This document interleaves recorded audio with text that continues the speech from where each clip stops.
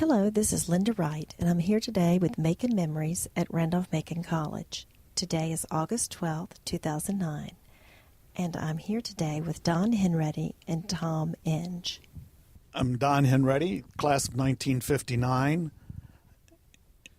I spent 4 wonderful years here at Randolph-Macon and have been involved in the alumni affairs. We had a great time just a month or so ago when we had our 50th reunion, which was a very fast time in many ways. And to me it was interesting how our interests have changed over the years. In earlier reunions, it would seem everyone was really focused more on career and achievement and that type of thing.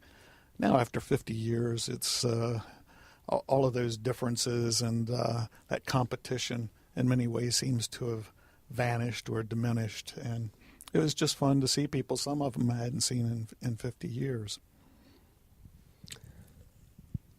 Yes, it was fun, Don. I think we probably might find it useful to talk a little bit about how we got here to start with. And maybe you'd like to lead off by telling how it was you happened to come to Randolph-Macon College. Well, when I was in high school, the minister at our church in Arlington was Dr. H.P. Clark, father of Lambeth Clark, who was a vice president at Randolph-Macon and various other things at times. Later became president of Virginia Wesleyan. And later president at Virginia Wesleyan. And he was not married at that time, and he came to Arlington maybe once a month or so to visit his parents, and he was always recruiting for Randolph-Macon. Actually, at that time, he was also recruiting in the high schools. I remember his coming to Washington Lee High School. Our next pastor was Carl Haley, who did not go to Randolph-Macon, but was a pastor at Duncan Memorial probably in the 1940s, and he was invited down to the groundbreaking for the chapel, I believe it was. No kin to Dr. Haley, who taught Greek here. No. Mm-hmm. But he asked me to ride along with him, not knowing it was a subtle introduction to the college.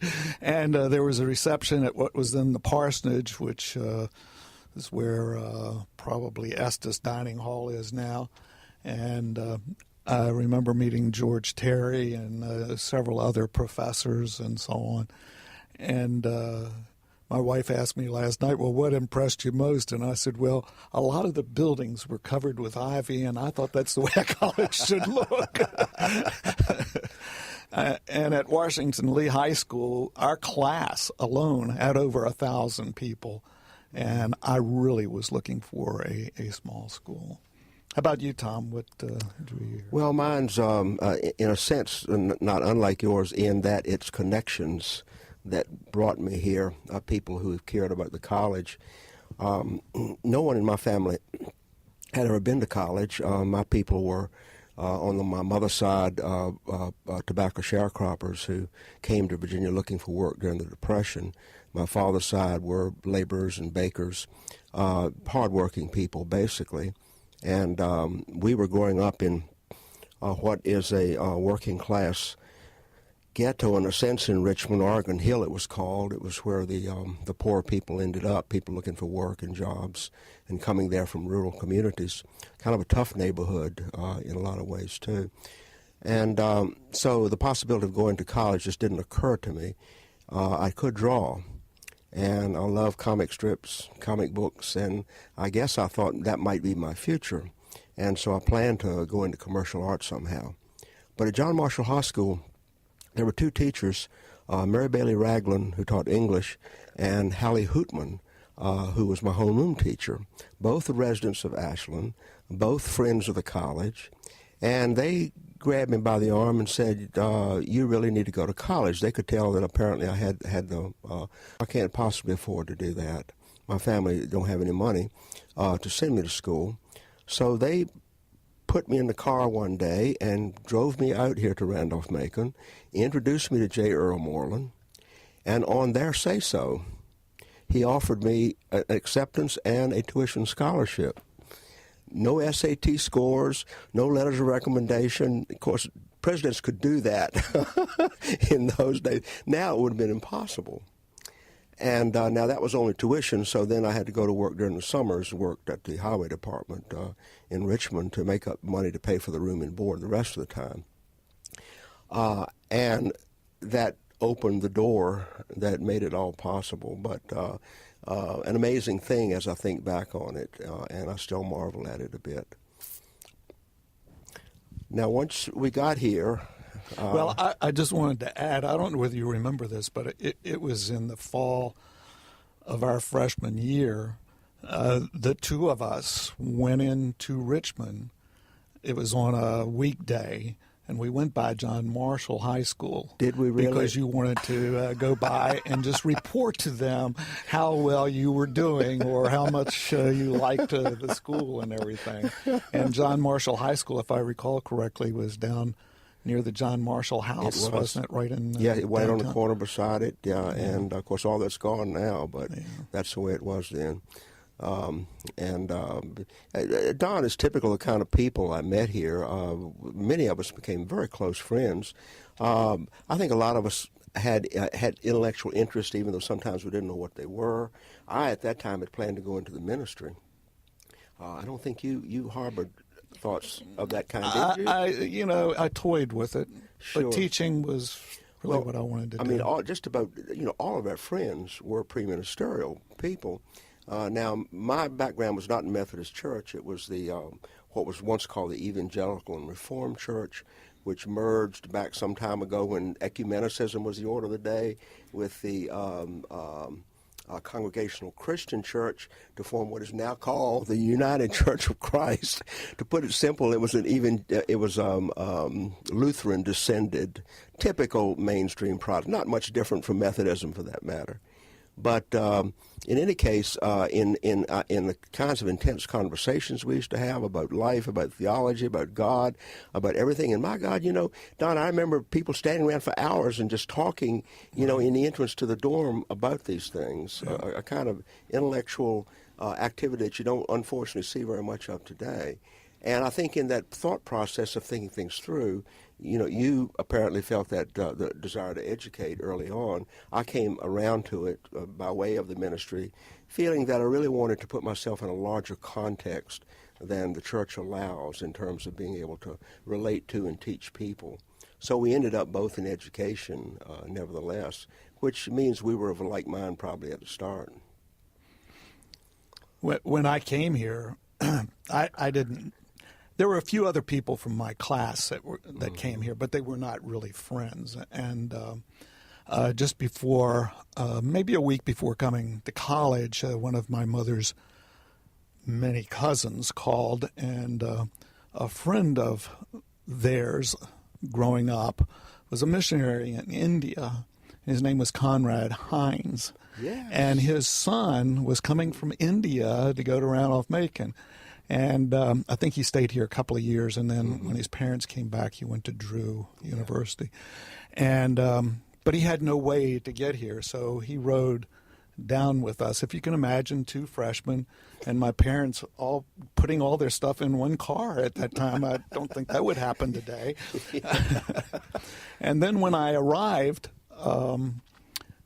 this person was going upstairs who was rooming above us, above me in Thomas Branch. His name is Kit Morris, Christopher Ludwig Morris. And brain. And his mother was from Middletown, Virginia, and lived on one side of the Methodist Church. My dad was from Middletown and lived on the other side. And they were essentially about the same age and had grown up together. And so even though it was a small class, there were some instant connections. I don't think you and I were roommates, though, were we? No, I don't think so. Do you remember who your roommates were? I do. I had a roommate the first year, Jimmy Cock, who lived in Beaver Dam. That's what we tell on our friends and colleagues here. And then Elliot Hancock Do you remember Mhm, Elliot? sure. He lives in Arkansas now. Bill King went on to teach, and then the last year, a couple of these years, I was an RA. So Jack Denton had a room over in Mary Branch, and that's the one I wanted, and I had first dibs on it. None of my friends wanted to move up there because that was the freshman dorm.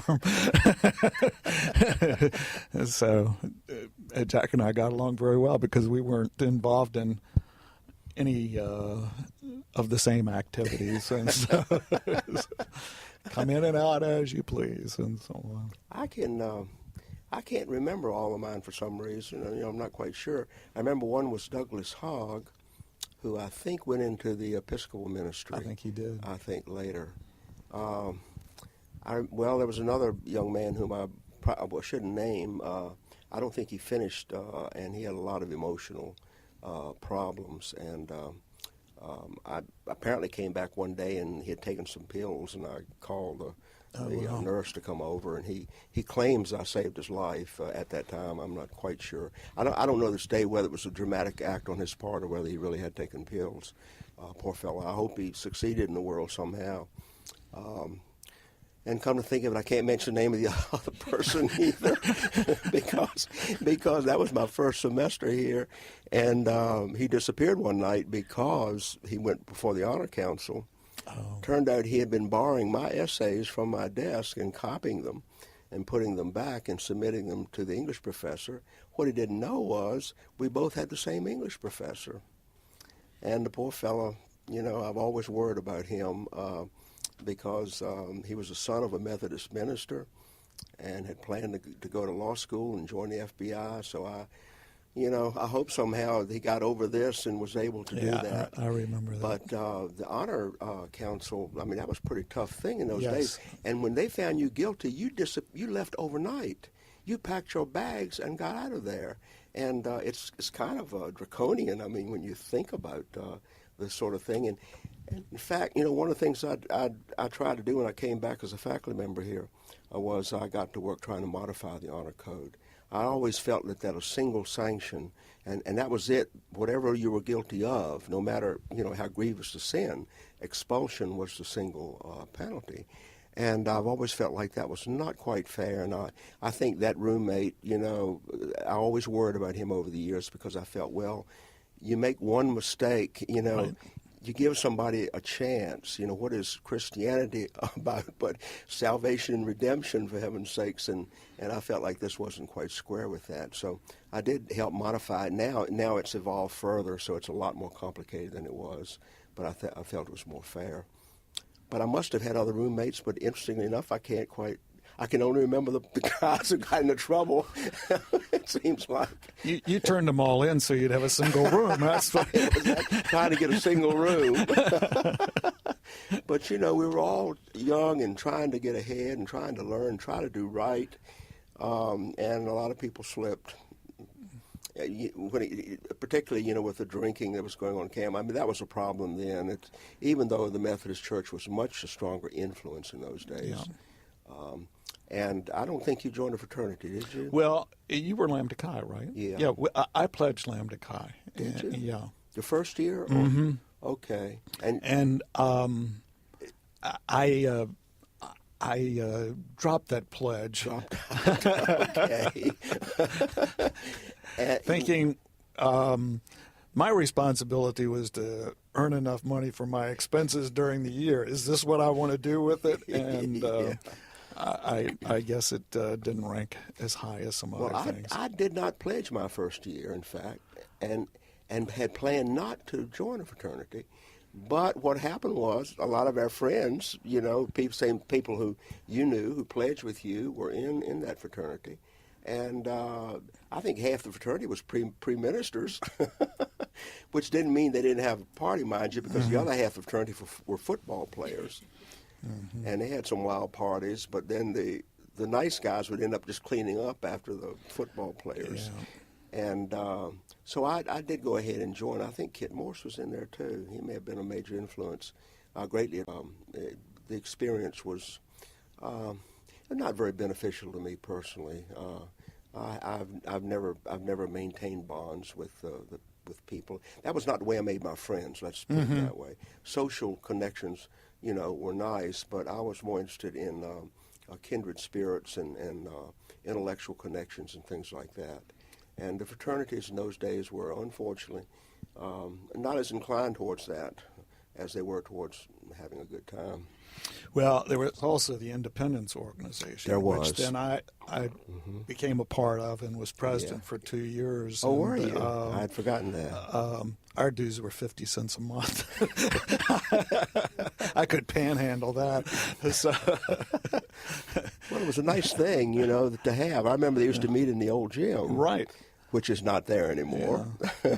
But that's where a lot of my friends, and most of them had pledged various fraternities. And, I remember ODK had sponsored an extracurricular competition. I don't know whether you remember this. They had a cup, and there were points awarded for various types of participation. And at the end of the year, the fraternity or independence organization that had the highest average was awarded the cup. Well, the independence won it the first 2 years, and then it was discontinued after that, as far as I know. Because there were a lot of very active people in I think it was not a problem being in or out of a fraternity. Right. A few of the fraternities were rather high-minded about things, and you had to be hoorah Southern to be a Kappa Alpha. Right. Phi Delta Theta used to have the highest grade point average, and they were very high-minded about who they would select and so on.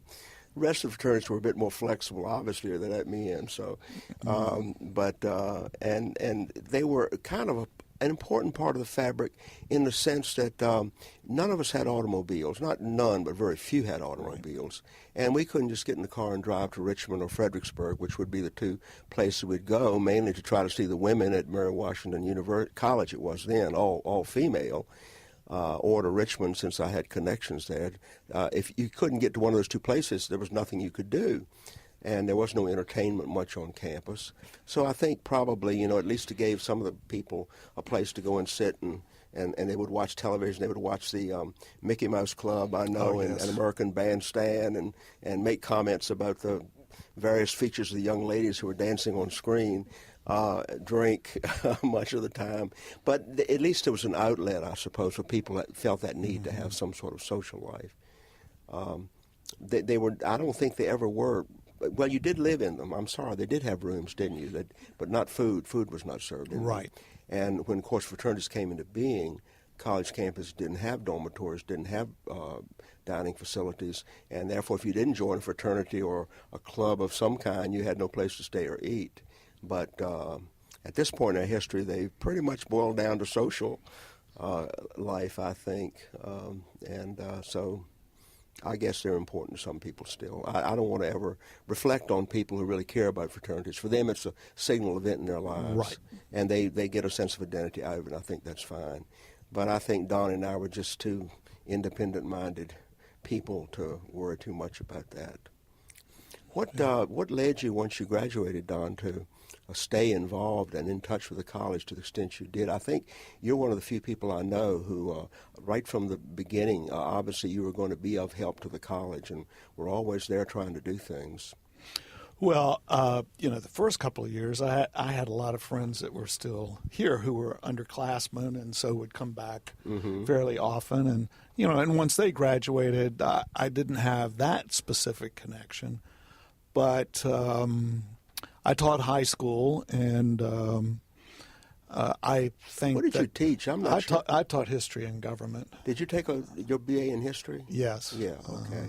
My real interest was government, Sure. but Dr. Oliver taught the only course, which I took. Of course. But I would always send the college the names of maybe 10 or 12 people that I thought might be good prospects in terms of their academic back. Follow up with those, and a fair number over the years did attend. And then I just always liked going to the football games and later to the basketball games. And my wife is a real sports fan, and so that really makes it good. A lot of times she's more encouraging than I am. Oh, come on, we can leave now and we can get to Ashland for the game tonight.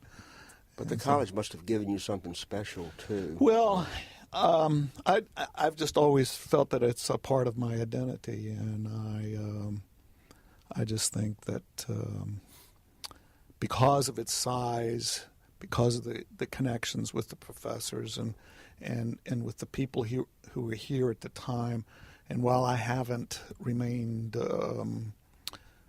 close friends over the years with many people, there's still an influence that continues in our lives from those people that, as you say, we had the conversations with and so on.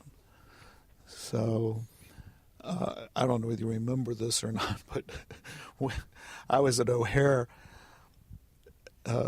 one summer in Chicago, and I see this guy walking down very fast, and it was Tom, and I was going the other way, and we were trying to catch connecting flights. I was going to the University of Nebraska, and you were going somewhere else for some writing course or something that you were teaching or taking or whatever, Tom is, who would ever think here? And I think we would know each other instantly if we saw each other anywhere. Yeah. So how about you? I know you had several academic stops along the way. Well, yeah, I mean, one thing the college did was to disabuse me of the notion I could be a cartoonist, and I decided I better go for literature. That's my other passion, my other love in life. And so much of my life was a kind of unfolding of opportunities I didn't know would happen, like, having a chance to go to college to start with.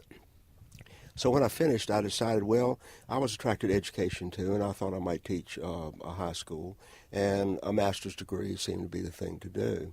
And I won a fellowship, fortunately, which would carry me for at least 3 years through graduate education if I wanted to pursue it.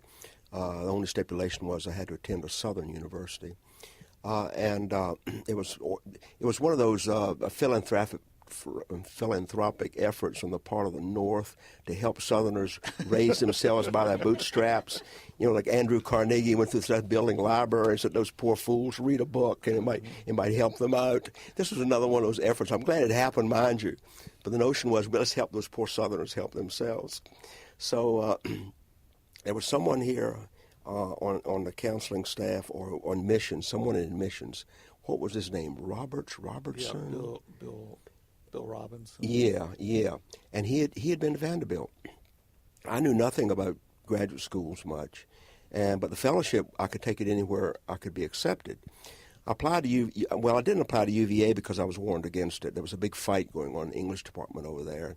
In fact, Dick Hasker told me about that, and Bill McElwain, and that if you went there, you would walk into the middle of this internecine warfare going on.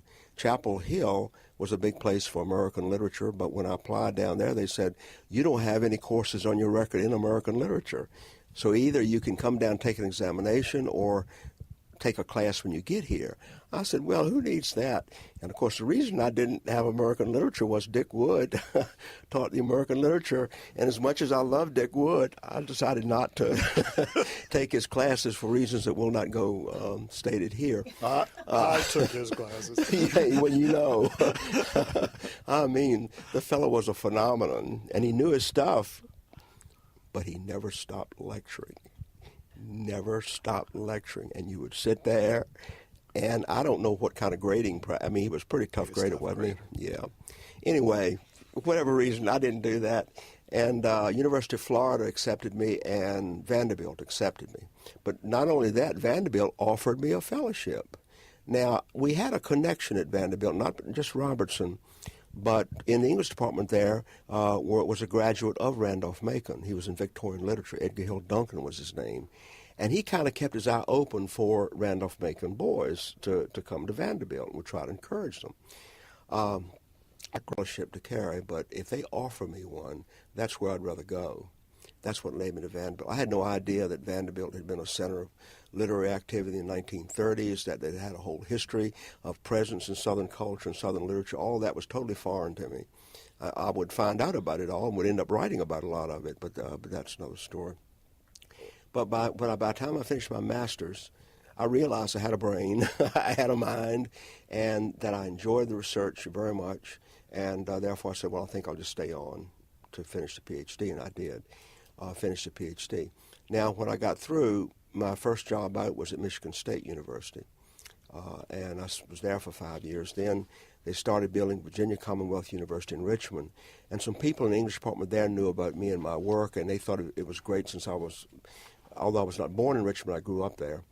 They thought it'd be great for me to come back, and that was really a thing I'm glad I did. I got there a year after the university started, and we built it up from scratch. And being a Richmonder and being sort of shut out in the sense of UVA and VPI because of distance and those distant schools, I understood what the needs of Richmond were for someone like myself, working class family, and opportunities that were hard to find.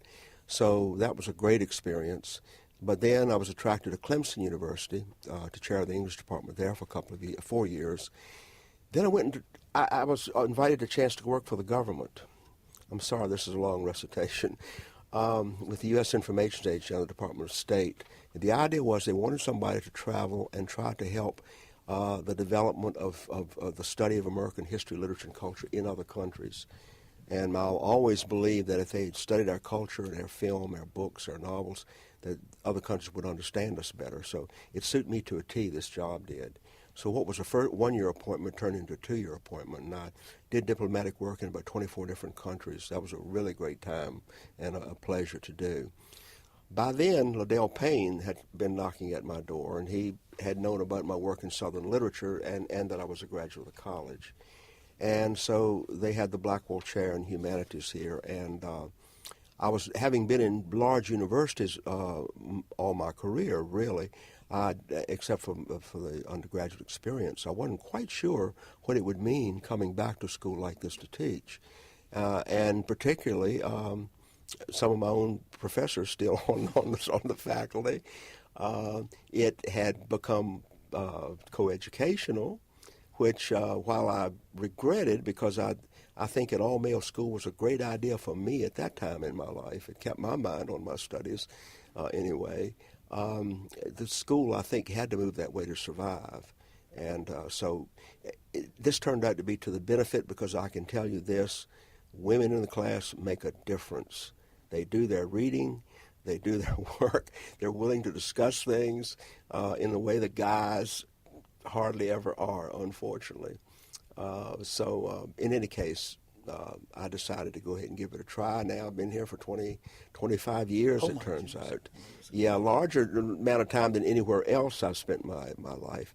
But it's been a great experience, and I've had an ideal situation because they've strongly supported my research, and I've had the opportunity to teach anything I wanted to. And I couldn't ask for a better opportunity than that. Would you like to talk about your teaching experience? Well, certainly. When I first graduated, I applied to several school systems. I'd grown up in Arlington, but by the time I graduated, my dad had been transferred to Philadelphia. I certainly was not going to go to New Jersey or Pennsylvania. An alien culture to me at that time. And so at that time, the Fairfax schools had 8th grade in the high school. And so I ended up teaching English and history combos in the 8th grade, and then a 9th grade English class.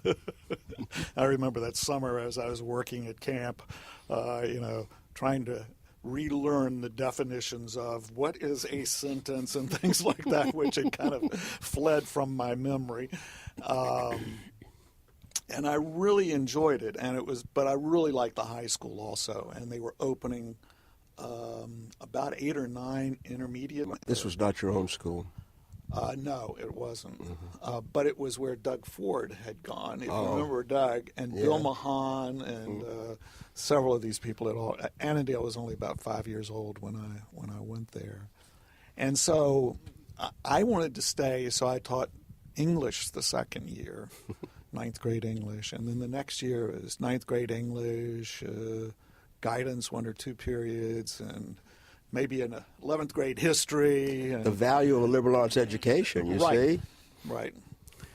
And then I came back one year and they said, we noticed you're certified in Spanish. I said, do not even go there because I can't get Tom Inge to come up here and help me with it because 3 times a week I have to go to Tom while we translated Pensativa and some other novels that we were reading. Somehow I missed the key verbs in all of these things, and the story turned out different for me. So I was successful in not having to teach that. But I moved with that group through the 8th grade. I had many of them in 9th grade, many of them in 11th, and many of them in 12th. And they graduated in 1964. And once a month, there's a group of about 12 to 15 of them who get together for dinner.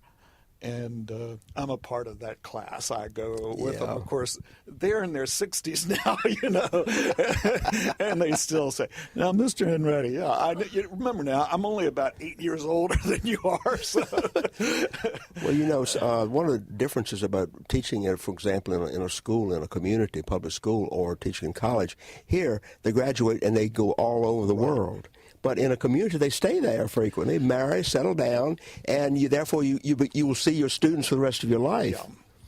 In Northern Virginia, that's not as likely to happen, you know, but this particular group has been very good. But they have emails for, you know, people all over the country, and they send messages back and forth. So I ended up teaching there for 6 years, and then I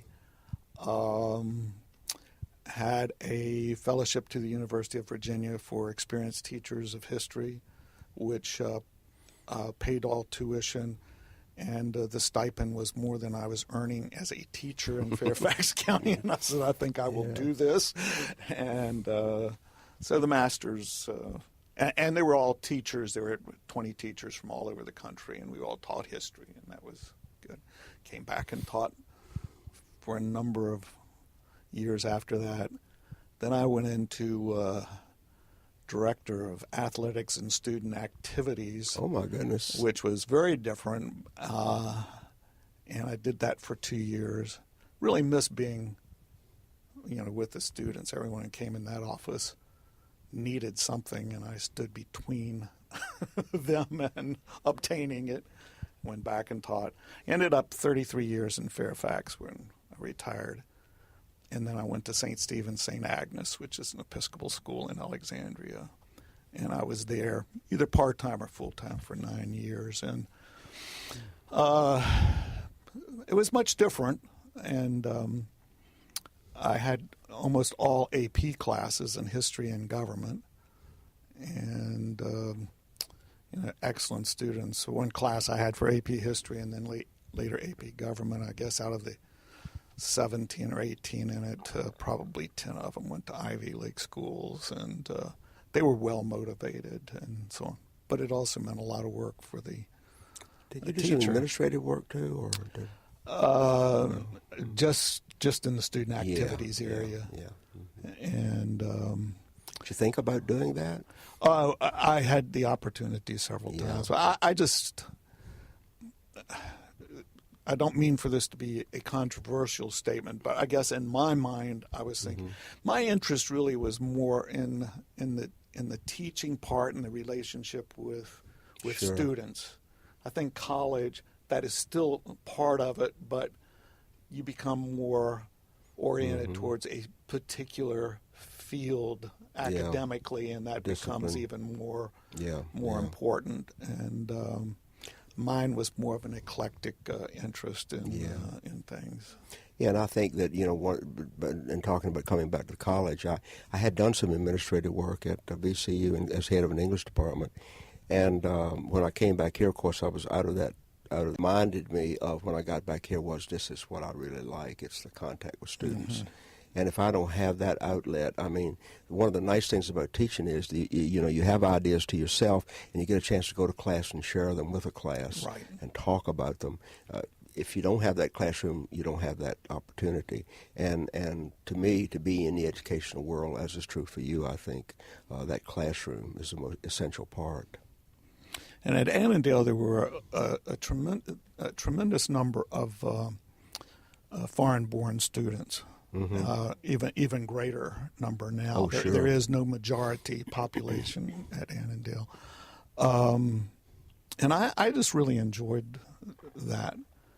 And I guess I'm really envious when I see the opportunities now that students have in college with the January term and the study abroad for a semester and so on. I would have taken a greater interest in Spanish if I knew I was going to be using it somewhere. And I've said those bad things about Spanish, but when we went to Spain a few years ago, I was surprised at how much I could. I could carry on a conversation, but boy, I could pick the items off the menu and follow directions and so on. Well, if it's any consolation, I did a double major in English and Spanish. When I got to graduate school, Spanish counted for nothing. French and German were the language you had to learn. Yes. So it did me not one bit of good, except when I did get to go teach in Spain and South America, of course, then it became more useful. But Spanish is, right now it's a second language in the United States, so it's sort of become more important than it was. And incidentally, I'm going to take a group, along with Jack Trammell, take a group of students to Romania this January term. Oh, wow. And we're going to follow the trail of Dracula. Oh, wow. Okay. And so that'll be fun. But yeah, they didn't have things like that when you and I were here. No. And just as well, probably. We couldn't afford it. Well, right. There were a few foreign students here, though. We always had a few, yeah, and I think that was probably the missionary efforts of J.R.O. Moreland. He spent a long time as a missionary in Brazil and other parts of the world, too, I think. And he always had his eye out, I think, for attracting foreign students. Do you remember there were a few students from Saudi Arabia? There were. The conversations. And I remember on this floor where I was an RA, we had several students from New York and New Jersey, and I think they were all Jewish, and then we had these these guys from Saudi Arabia on the next floor, and they'd get into these heated discussions, civil, I would say. Yeah. But, it was, those are really interesting. Yeah, we used to, a lot of kids used to come from New York and New Jersey, but for a reason. I mean, not only because we were a good school, but most of them wanted to get into medical school. Mm-hmm. And it was almost impossible, apparently, in New York to get into the medical. Down here, we had a feeder program with Medical College of Virginia. And so a lot of them came here just to get that steps towards getting into the Medical College of Virginia. You may remember we had a program that you could go for 3 years, and if you did very well, you went straight into medical school, no BA degree, Right. and headed right for your MD degree. Now, I had a friend named John Sowers. I don't remember John or not. He got into medical school, hated it, stopped short of finishing his MD degree, and had to come back and finish his BA degree, and they wouldn't let him in Phi Beta Kappa for that reason. Oh, I didn't know that. Yeah, although he was straight A's. Yeah, that's ridiculous. Because he had broken, you have to have, I don't know, some 4-year pattern. It's kind of silly, but I don't want to say Phi Beta Kappa silly, mind you. For the historic record, they're not silly. But anyway, a lot of kids came down from New York area for that reason, and it enriched the campus. I mean, Ezra Sokol, do you remember? Oh yeah, Sokol? yeah. Lord, I don't know whether he's even alive anymore. I don't think he was at the last any of the reunions. Well, and Joe Berger, yeah. He called me in January. He received a letter, hold the date and so on. Yeah, and I think he's an OB/GYN, and he was still practicing. No kidding. And his office was right across the street from where he came back. And he was so excited about the reunion, and then something came up. He didn't make it, but after my folks moved to New Jersey a couple of times, I like at Thanksgiving or whatever, I would get a ride with them as far as exit whatever it was on the Jersey Turnpike and hope someone was there to meet me. They were a lot of fun, and you just had a different perspective on things, and that was good for us. Yes, absolutely. And arguing with Kit Morris was even better. That guy was so bright. I mean, of course, he's demonstrated it, but he's at Union Theological Seminary in the Bonhoeffer Chair in Ethics. But I always had the feeling he was playing with my brain, that he was so smart. And I know he would say things to provoke me and get me to arguing with him that he didn't really believe himself, mainly because it would irritate me. But it's the only time I've ever felt like somebody played with my intellect the way he did. And he was nice to have around. He a prince of a man, I would say, too. Yeah, nice person. Yeah. So who did you major under Dick Hasker then, or? Well, yeah, he was my advisor, but I took freshman English with him and therefore tried to avoid all of his classes thereafter. He was the toughest grader on earth. Yep. And it's turned out now he's one of my closest friends. It's the strangest sort of thing. He's a very reclusive sort of fellow, and he doesn't attend things at the college and doesn't like public displays of any kind. And in any case, my wife and I have sort of been taking him out to dinner and so on, and have become close friends. But it's like it's almost it's a different context, a different person. Bill McElwain I never took classes with, but he's living in town and has been a friend too. Yeah, I was in his class the first year he taught. You were. And oh my goodness, then saw him at the 50th reunion, and he was just talking about with the graduates' names now on the sidewalk and everything, and on his daily walks when he goes by that, he can picture everyone, and probably more so in your first class than later, because I tend to remember the ones I taught very first time. But now I find myself one of the senior faculty members here, and I'm one of those old guys. Now, in fact, there aren't very many people who are still teaching who were here when I came to teach 25 years ago. Yeah.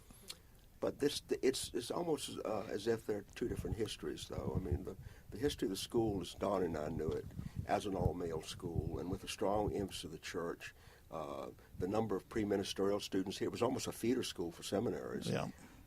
That was a different world, and it certainly had its charm and its value. The college today is just a different kind of institution, yet it has its roots in those traditions and those standards that the college always stood for. So in a way, it's kind of old-fashioned probably in comparison to many schools, but for that reason, I think it holds its own in the scheme of things. George Oliver was my advisor, and so I had him every semester I was here, plus senior project, and I still graduated. Well. Yeah. And he was a good friend of mine before he retired here. We used to kid about it because he held the Brown chair of history, and I had the Blackwell chair, and he said, well, if we can get two more, we can have a table set. But he's been great fun. I'm sure you've done oral history with him. Yeah. And he is full of stories I'm quite sure that neither Don nor I would ever know about. Well, he has the institutional knowledge. Yes, he does. Jim Scanlon and him. I did the interview with those two together. James That should have been interesting. Yeah, I'm sure that was fun. Yeah. Any other faculty members that you remember taking classes with, or any that had an influence on you? Well, I remember some of the, quote, electives I took weren't in the major field. Actually, we had to take 4 semesters of science, I believe. And lab science had to be one of them. Well, you could take these other courses in place. And I had geology for 2 semesters with Dr. Miller. Scholar Miller. Yeah. And then I took astronomy with Dr. Simpson. Both of those courses were just introduced me to topics that I really didn't know anything about, but certainly had a lot of contact with. And I remember also a psychology class with Dr. McEwen, which I had as part of my preparation for teaching. Jim Boyce taught Old and New Testament. Almost everyone took Mr. Terry's class, but Jim Boyce was the kind of new voice. And again, it was Bible as literature and almost the historiography involved within it and so on. And I just found that very fascinating. Well, you have to understand all that to understand history or literature. Right. And it's too bad. I mean, I understand that you want to give more choices, but somewhere people miss out on some of the things that might help them understand what's going on today, or understanding what their needs are, and so on. And well, another one was Dr. Jones's Roman history and Dr. Mabry's Southern history. They were semester courses, and they were just very interesting people, I thought. Mm-hmm. Well, they were interesting people who would come to a school like this to teach. A lot of them didn't have PhDs. I mean, the college really couldn't afford to hire PhDs very easily, and most PhDs would go to universities to teach first. I remember one semester when after Haley died, and they needed to bring in a replacement to teach Greek, and he brought in a young man who just finished his PhD at Johns Hopkins. I don't remember his name. He was only here for a year, but he had a PhD, so he was full professor from the day he arrived. And the other professors sort of disliked him because they thought that was unfair. But it went to show. I mean, you can get an education in a lot of ways, and life experience sometimes is more valuable than book experience. And what we end up teaching very often, rather than subject matter, is how to learn. We show them where the resources are, right, how to accumulate and analyze and build an argument. You give them skills of that sort. And if you have those skills, then you can go off on your own and become as highly educated as you wish. So a lot of those people were that way. There were people for a variety of reasons who either couldn't afford to go to grad school, get a PhD, didn't want one because they felt like that they knew as much as they needed to know.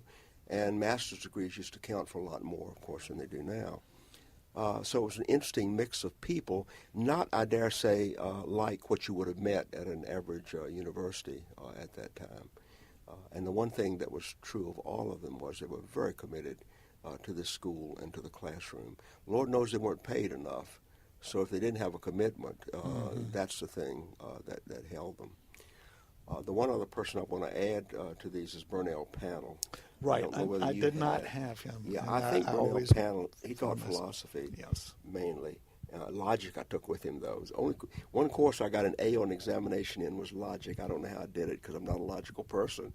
But I think he was probably the best professor I had. Others had their virtues and so on. But a lot has to do with the personality, I think. But I responded to him more deeply, I think, than I did to most of the others, although I learned a lot from them. But there's one story about him I want to put on the record here.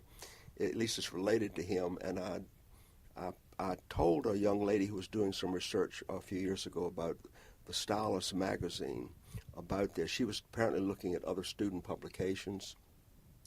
When Don and I were here, the Yellow Jacket newspaper came out every week. And the annual came out annually, of course. And I don't know whether you felt this way or not, but my feeling was the two most prestigious positions on campus was to edit the newspaper or edit the yearbook. Mm-hmm. Well, I desperately wanted to edit the newspaper, and with my writing aspirations and so on, and I was doing political cartoons. But that year we had a whole lot of veterans back. In fact, we had a lot of veterans around in general on the GI Bill. And a young man came up with the yearbook, which was great fun, and I turned it into something even more fun because I wrote letters to President Dwight Eisenhower, President of Ford Motor Company, Bob Hope, Mickey Mantle, Bela Schick, who invented the Schick, inoculations, and asked them to write letters for our yearbook. And lo and behold, they all responded except Albert Schweitzer. He didn't respond to my letter. I never reached him. No, it's probably still on its way to Africa somewhere. And I had cartoonists, Milton Caniff, Charles Schultz. Others did drawings for that yearbook. Anyway, what you did, you edited the yearbook as a junior for the graduating class. So mine was the 58, the one I edited. So, but anyway, there was one of those yearbooks. It's a yearbook that I'm trying to get around to. I'm sorry, this is more convoluted than I meant for it to be. But, and it would have been either like 56 or 57, I think. And they noticed that pages were missing in the rear of the book. And this young lady who was doing the research. And she called me and said, "Do you know anything about this?" I said, "Well, as a matter of fact, I do." Do you remember? I don't know if you remember this or not, Don. But in those days, you were not allowed to drink in the dormitories, nor were you allowed to have a young lady into your dormitory room. And lo and behold, what do? They put pictures in the yearbook of drinking in the dorm with women on the beds, in proper uniform, mind you, but nevertheless, scandalous enough. Well, the book arrived, the yearbook arrived. Burnell Panel, as Dean of Men at the time, saw it and sat down in his office and excised every single one of those pages in the yearbook with a razor. I can't remember now how I saw him doing it or something like that. And I remember asking him, I said, "Dr. Panel, don't you think you should put one of those yearbooks in the library archives as a record?" He said, "Absolutely not." So there is no complete copy of that yearbook, my guess is, unless he kept it, and I don't think he did, in existence. Do you remember when that happened? Oh, I do, yeah.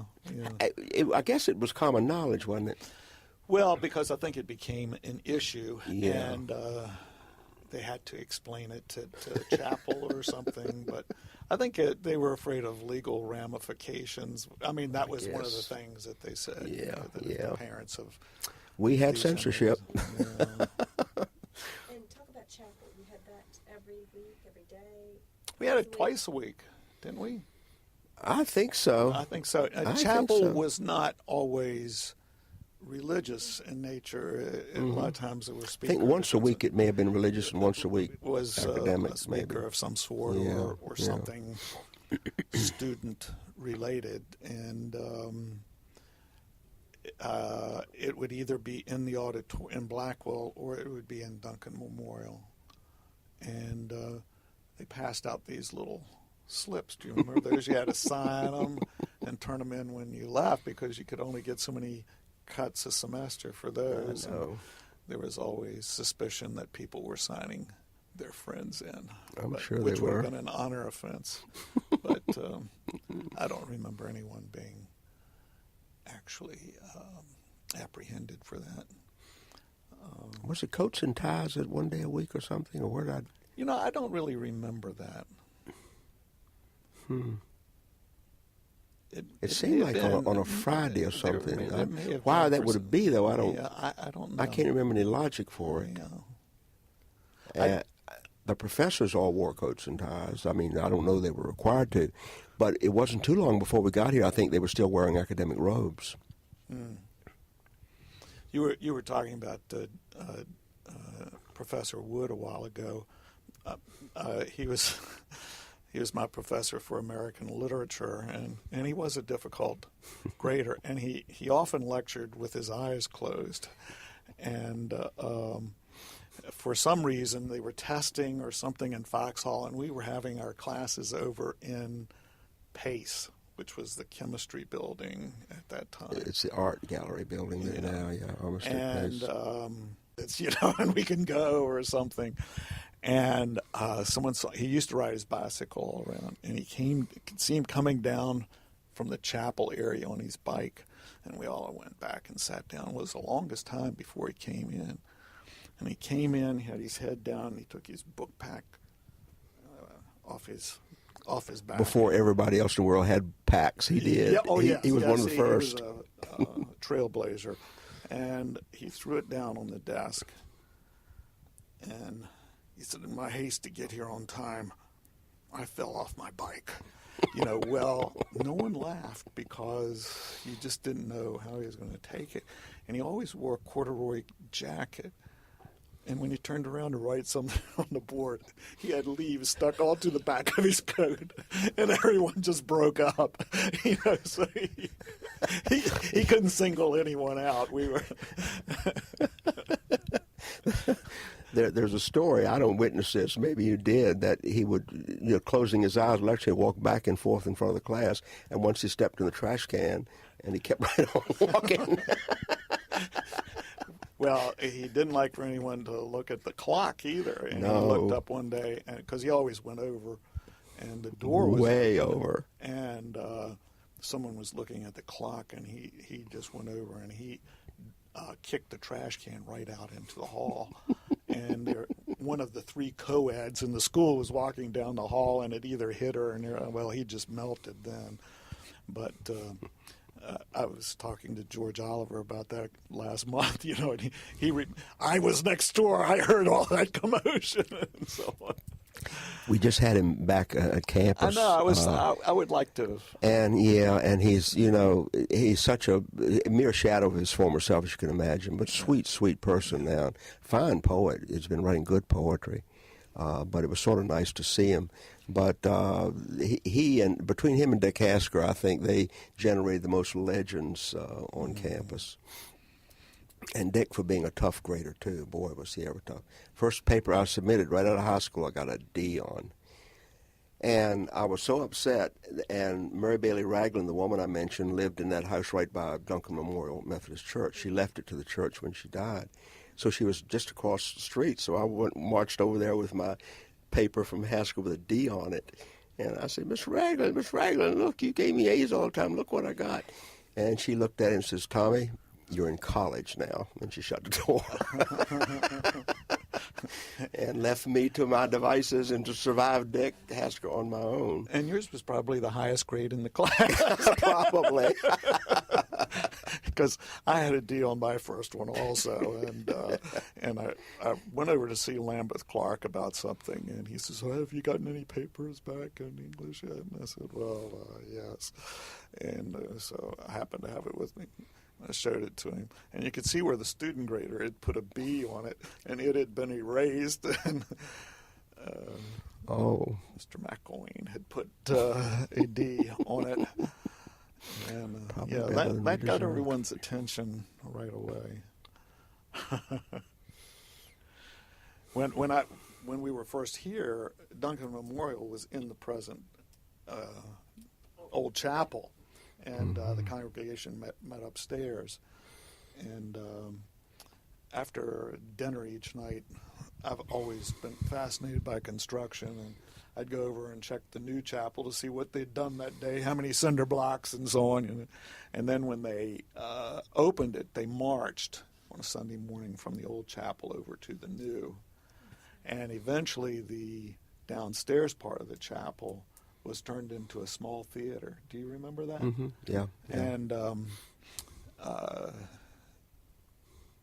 I was in the players, and we gave the first play in that part. John Longacre directed all the plays then, and it was kind of a more intimate setting. Well, I think we may have exhausted our memories for the moment. No doubt I'll think of a dozen things to say later tonight. But Any final thoughts of your experience or summing up? I wouldn't change anything. No.